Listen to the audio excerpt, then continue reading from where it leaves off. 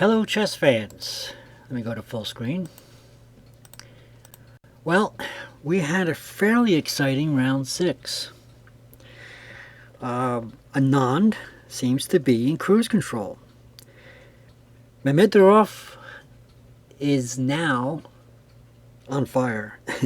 He seems to have, there's a saying about people who are able to pick themselves up after a loss or two and come back with steam. I mean, Memedyarov has been playing some good chess, and he had the first 2 games he played were losses. Once of course against Anand, but it seems like he learned his lesson, and he killed Spidler. Although I have to say, I'm going to show you that game after this. But the Spidler seems to have actually blundered and gave him the game. But that doesn't take anything away from the fact that Memedyarov was able to pounce on that mistake and win the game. So let's take a look at first the game between Anand and Sergei Karyakin, which makes me think that Anand is basically in cruise control. Did nothing special here, but I think it was a fairly exciting game. But it was something of the opening of the Roy Lopez that we all seem to play even as amateurs. I do this all the time. Sometimes I'll instead of the bishop first, I might do that sort of thing, and then we exchange. But in any case, this is the way they played it. It's nothing spectacular. Just it looks like some pretty decent chess being played. I mean, this is something that we've done in, capture the queen, make the king move, make black lose his right to castle, things like this, things that we've learned in some basic chess. But certainly there's some moves being made here that surprised me. But I just want to show you quickly without getting too much into the commentary because I'm no expert. I want to say that J. Roby Chess seems to be doing a great job lately, although I don't think he covered this particular game. So as I'm talking, we have double pawns on both sides. We exchange the rooks now. The material is even, 1 bishop for 1 knight. The game goes on kind of quickly here. Let me just let me see. Here we go. So there's the check, and a draw was agreed. Okay, so nothing real spectacular. Certainly professional chess being played here.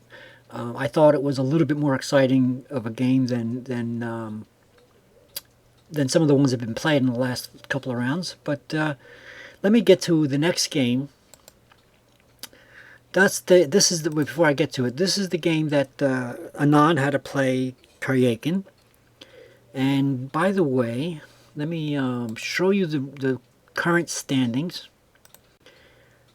Okay, let me see if I can get that window up. There it is. Okay, the current standings, and okay, so what we have here, sorry about that, let me just get that. Okay, there we go. So what I have here is basically I'm showing you what's going to be played. So round 7 would be the halfway mark. And so what I want to do is I want to cover the games that were played in round 6 that would mean something to Anand. So for example, Svidler is the next player to play Anand. Now, I also want to show you the current standings. Okay, play this in high definition so you can read this. Anand, of course, is still at the top. He has not lost a single game. Now, I want you to understand something in chess. If some of you are just joining the game of chess, and some of you young people out there are just learning how to play and stuff, in chess you have win, loss, and draw. So you get a point for winning, not a 0 for nothing for losing, and a half a point for draws. So this is where it's a little bit different than most other sports. So what's the the point here is that Anand has not yet, I don't want to jinx him, but he has not yet lost a single game that he's played in this tournament. He's drawn a few times, he won a couple of times, but he has not yet lost a game, where every other player has at least once, and some have lost two. For example, the Memedyarov has lost two already, and I think so did Andreikin. Now these guys are at the bottom right now, but don't count them out just yet, because I'm about to show you a game where Memedyarov was actually at the bottom in the beginning. So don't count them out just yet. But getting back to Svidler, okay, what we have here is in round 7, which will be not tomorrow, because tomorrow is a free day, but it'll be, what's tomorrow, Thursday? It'll be Friday. Anand will be playing Svidler as black and Svidler as white. So I want to show you the game that Memedyarov was able to basically stomp Svidler. Let me see. That's I have the right one, right? Yes, Svidler was playing black. Memedyarov was playing white. And of course, I already just showed you the game between Goryachkin and Anand. So let's get to that game now. Let me minimize this and this, and let's get to the Svidler game. There it is. Okay, so this was, to me, one of the best games played. Again, Svidler had blundered, and I want to tell you that for the analytic view of J. Roby chess, excuse me, I'm stuttering. A much better analysis of of this game is from J. Roby. He's the one that I watched his analysis before I made this video, so I'm going to go through this kind of quickly. This is the Dutch defense, which again, less of an expert than most. I wouldn't know. J. Roby talks about the fianchetto bishop here, where white fianchettos the bishop as a very common and the best idea behind the Dutch defense. So in any case, I'm going to go through this quickly, and J. Roby has made me aware of a blunder made by Svidler. There it is. Okay, so here we have a very tough game going on. White is, and no, actually, I was about to say there was a material difference, but no, the material is actually even right now. We have 4 pawns for 4 pawns. Yes, 4 pawns for 4 pawns, but the black's pawns are doubled. Okay, on the C file. So Svidler, for whatever reason, decides to move this pawn. And what that does, again, J. Roby is the one who made me aware of this blunder. What that does, of course, is leaves this pawn hanging. So there it is. Now we have this pawn hanging. And this was a crucial error. Now, Memedyarov almost immediately saw the mistake and pounced on it. So he took the pawn totally unprotected and a hanging pawn. Svidler, and then of course on the second move he protects the bishop with the pawn. Okay, so Svidler again makes another mistake. Now I don't see this. I don't understand chess as well as J. Roby apparently, but apparently J. Roby, according to him, he says that the queen move to d7 was a mistake as well. But what ensues is several moves in a row from Memedyarov that were actually fantastic. Let's watch this quickly. So Svidler decides to try to come back from his mistake. He moves the rook and attacks the queen, but it's way too late. Memedyarov just says, "Oh, well, I'll just go ahead and put you in check with the bishop." Now, as you can see, the rook is covering the bishop, But there is no other way out of this except for Svidler taking the queen anyway. Memedyarov knows that. He took the queen.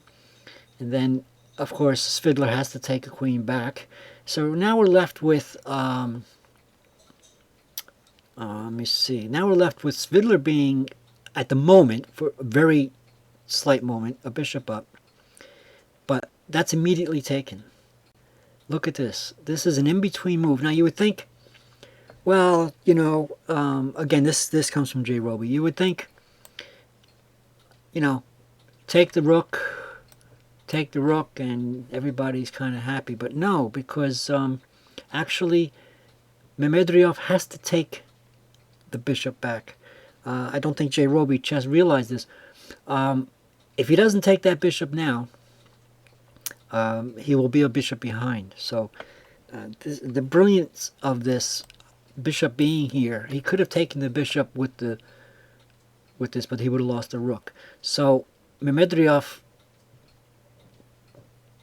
takes the bishop, checks the king, and the king moves to f8. And now watch this. Now you would think, okay, maybe it's time to take the rook now, right? No, Memedyarov comes up with an amazing move. I would have never thought of this. To think about putting the rook in danger of being captured. Why is that? Why would he do that? Well, it sets up, I'll tell you why, because he's going to lose the rook anyway. Okay? So why not get that pawn out of the way with the possibility of promoting this pawn? Okay? So, yeah, Svidler at this point resigned. But let's see what could have happened. Again, I don't want to go into this too much because you'll get a much better analysis, a much more concise analysis from J. Roby. But taking a page out of his book, I'm going to tell you that once this is taken, okay, then that could be taken. Well, the engine is on, so I can't seem to get it to do that. And of course, it's attacking that pawn. And from there, the pawn could move forward, and then it basically is a loss for Svidler. So Svidler saw that and decided to resign. So let me get to the next game. But the point here is, this was some really, really fun chess being played by Memedyarov. And I have to hand it to him. After the first two games he played that were losses, you know, one of them, of course, against Anand, you know, he was able to keep his composure and not worry about it. It was the beginning of the tournament, and he came back, and this is him coming back in a storm. This is very good. We're going to keep an eye on this guy. So let me get to the next game. That will be Aronian and Andrakin. Okay. Let me see. Andrakin, where are you? And I also want to cover Topalov and Kramnik. J. Roby Chess doesn't want to cover them because apparently there's some bad blood between them and they were acting unprofessional. But I'm going to cover them a little bit. I want to take a look at the game just for the sake of knowing the fact that sooner or later, Anand is going to have to play Topalov, I believe. I'll look that up again. But let's take a look at Aronian and Andrakin. Okay. Just to see when, let's pull up that pairings up again, just to make sure. There it is, the pairings. Let me see. Round 7, Anand is playing Svidler, which is why I just showed you Svidler's game. Even though Svidler made a blunder in that game, I think he was playing some decent chess up until then. So let's hope that Anand's game, let's hope Svidler learns from his mistakes and plays a good game against Anand. Round 7. But round 8, Anand will be playing Aronian Levant. Okay, so which is why I want to show you this. Let's scroll this up too while we're at it. So So here we are with the Levan Aronian game against Dmitry Andreikin. This was a draw. So let's see. Let's go ahead and go full screen. And Aronian is playing white, and Andreikin is playing black. We're going to get this nice and clear full screen here. Let's see what kind of game is being played here. I want to see if this is an exciting game. I did look at it, and I believe it was at least more exciting than... actually, to tell you the truth, I gave it 2 stars. This was more of an exciting game than what's been played in the past. I think the tournament is heating up. I think we're going to start seeing some wild things go on in the second half of this tournament. So let's take a look at this again. Let me look at that notation again. The name of this is the English Opening. Okay, so let me just close that off. The English Opening is designated by the C pawn, okay, as the first pawn being opened. Now, this is some pretty scary stuff here. I mean, he brings the queen out right away. Now you say, why would he give up the knight so easily? But you have to see that there's actually a bishop here, and I don't believe that Andreikin. Let me get these names straight. I'm stuttering. You gotta excuse me. Sometimes I get that way, so I have to talk my way through it. But in any case, yeah, Andreikin, I don't know if he didn't see it or if he figures it's the only thing he can do. I'm not exactly sure, but the game did end up in a draw. So Aronian seems to have set up the perfect fork, you know, by putting his knight there and enticing Andreikin to take it. There was a fork.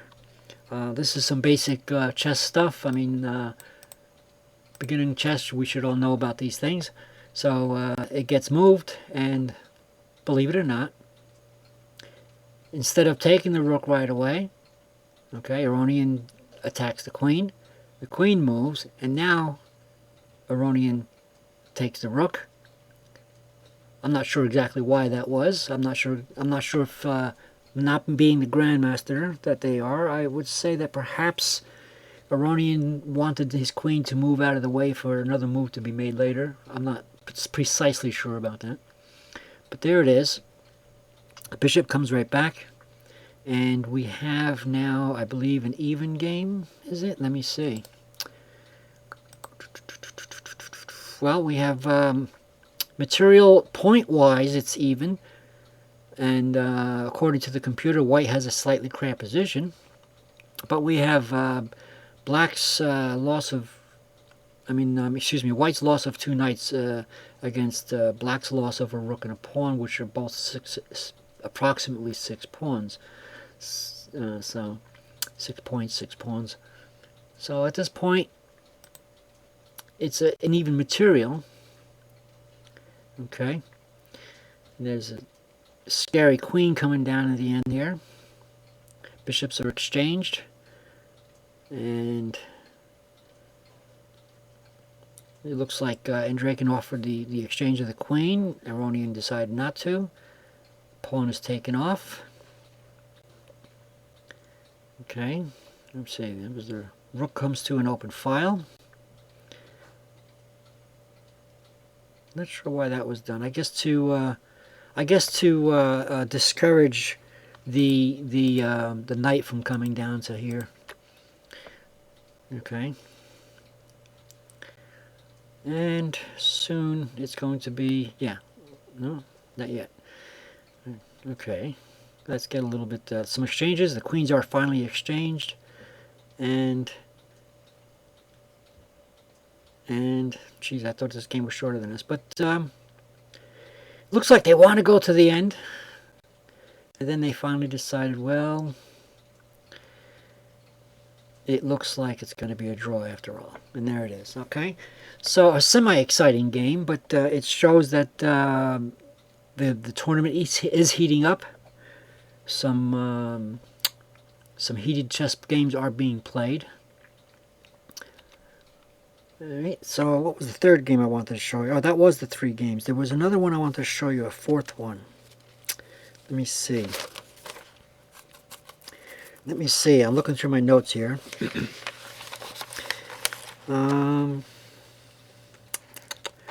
Oh, I don't want to keep you waiting too long here. Let me see. I think in round...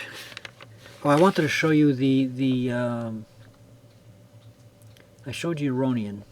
I wanted to show you the Topolov Kramnik because Jay Roby Chess did not cover that because of his dislike for their unprofessionalism. They did not shake hands at the tournament, but you know, some of this childish stuff goes on, I guess, with these guys. But let me pull that notation window up. So we have Topolov and Kramnik.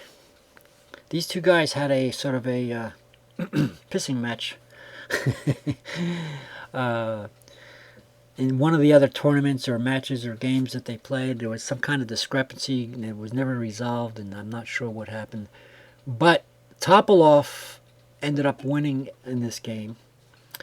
And let's see, we're looking at a Queen's Gambit decline, something of the old school.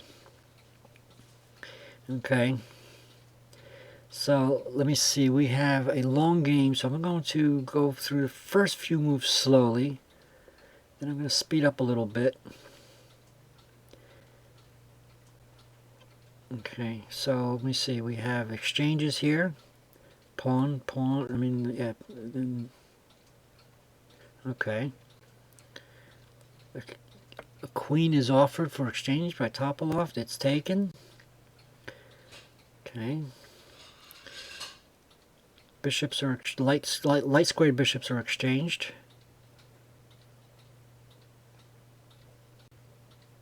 Okay.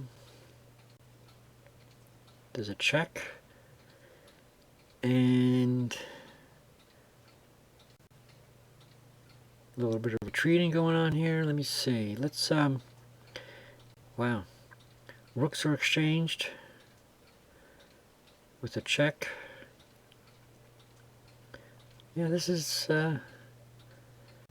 okay. Well, it looks like yeah, it looks like Kramnik resigned.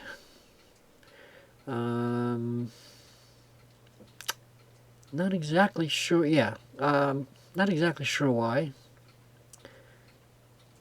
Let me see. Very curious. Very curious. I am not the person to say why, but somehow it was decided that. I mean, wouldn't you think that you could take this pawn? Right? That's what I would do. What would happen if you took that pawn?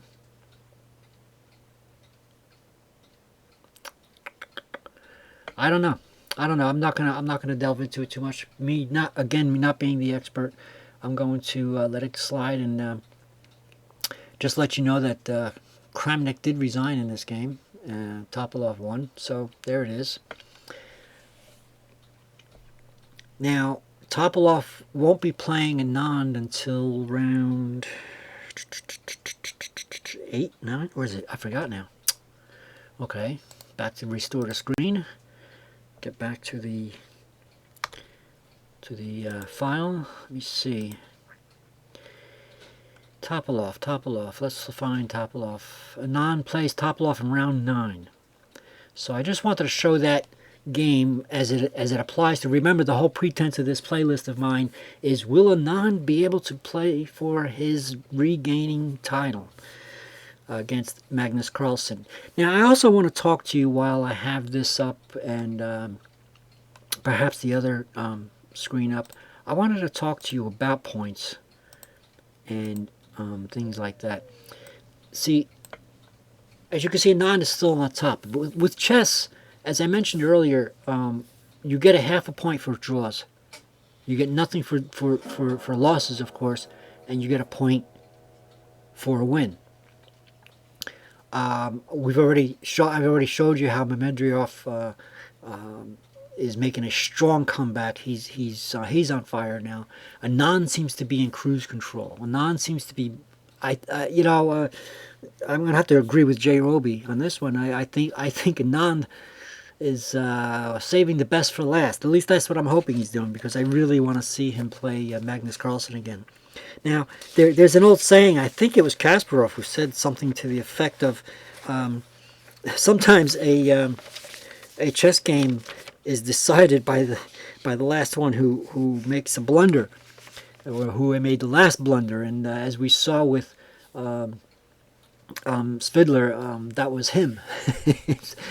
So there's I don't know if you noticed it, but if you watch any of these games, I didn't play all of them for you, but if you go to some of the other guys like Jay Roby and King's Crusher and a few other, I'm sure that this tournament is being covered and analyzed by them.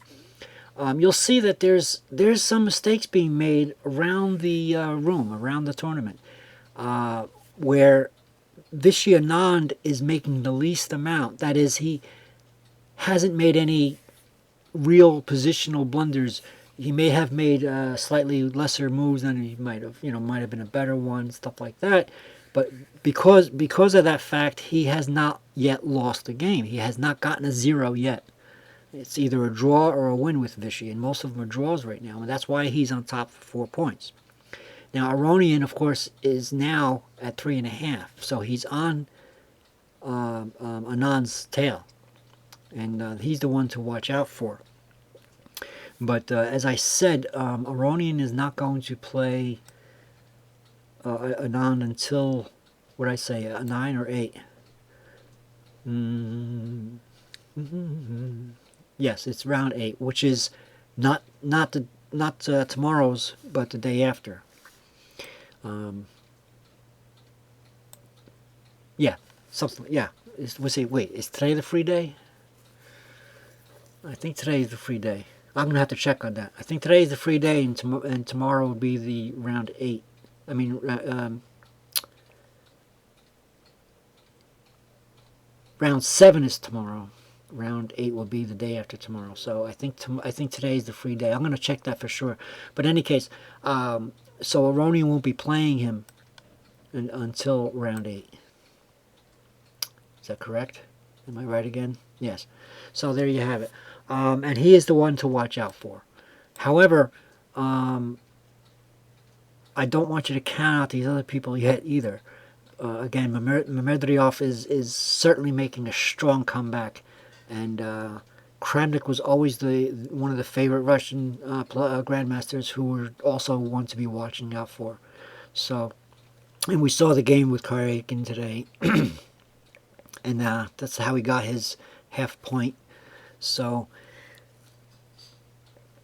I don't know what else to say. I don't know. Do you have any predictions? I haven't. I have to agree again. I have to agree with Jay Roby. I think this tournament is heating up. I think we're going to see some of the best games yet. So far, this round, we've certainly seen all 4 games were better than the last 4 games of the last round, and the one before that. I think there was some pretty boring games going on before, but these seem to be more exciting, at least slightly. I hope Anand comes out of cruise control and starts accelerating a little bit. That's what it seems to me. I mean, I don't blame him for being in cruise control. This is kind of like a warm-up game or a warm-up half tournament. The idea that the last person to make a blunder is the one who decides the game. I want you to realize one of Magnus Carlsen's most dominating attributes is that he seems to never blunder. Or if he does, nobody notices until he admits it. I would swear that Magnus Carlsen has the audacity almost to never blunder. I never saw a blunder, that is, of course, again, I don't want you to think that I'm some kind of expert to spot all these blunders, but I'm going by the commentaries and the professionals that are out there. Susan Polgar was out there and stuff like that. So, I mean, we see that these grandmasters, as good as they are, can blunder. I've seen them, in games of the past. I've seen games with Bobby Fischer. I've seen games, in video. I've seen them annotated, at least even on text in the newspaper, where they show the blunders. And I watched videos where Anand won against, who was that? Where the guy did not see the mate.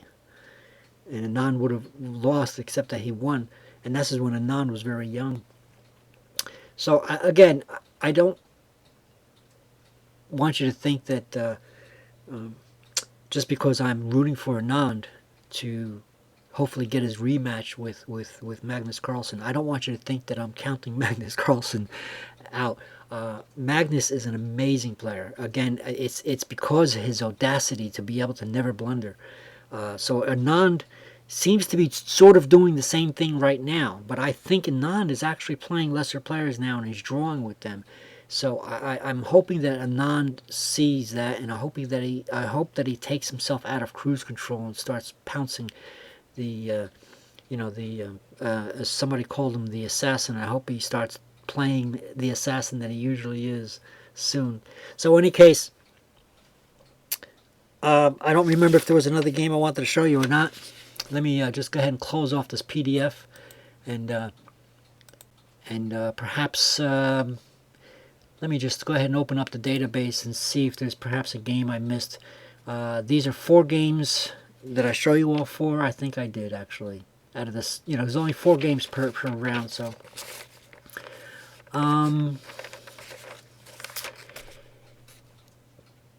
Let me see. I mean, maybe I should find one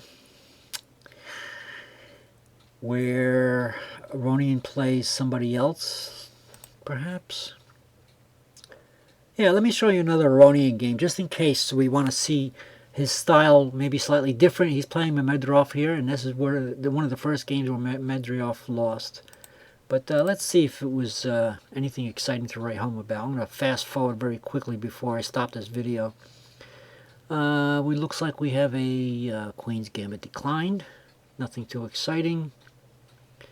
Wow, look at that. That's weird. Bang, bang. Queen gone. Jeez. Oh my goodness. So, let me see. What is Memedyarov up to here? Is it his mistakes?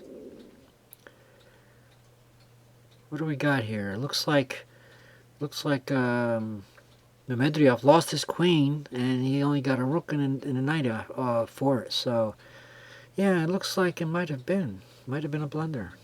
Although, black has a slightly cramped position according to the computer. Okay. Let me see. Can you, I'll let you tell me in a comment. Can you see any style that Aroni is showing that Anand should be worried about? Well, I don't know. I don't know what to make of it. It's too fast for me. I don't have time in this video to sit here and analyze it with you. I suppose I should start getting better at that and start doing what these other guys are doing. But my main pretense of these particular videos is to keep you up to date on Anand's chances of winning this candidate match in order to hopefully, I'm hoping anyway, get his rematch with Magnus Carlsen. So if, in other words, if Anand does not win this, it would be somebody else to play for the championship in November against Magnus Carlsen. And again, I'm hoping that it's going to be Anand. Mind you, Anand has already been a 5-time world champion, so if he makes it to the championship match against Carlsen as a rematch and doesn't actually win it, it's not going to diminish my opinion about Anand in the slightest. He's a great player. He's also known as the gentleman of chess. And in any case, good luck, Anand. And let's get some of that assassin out of you. Thank you for watching. Please subscribe.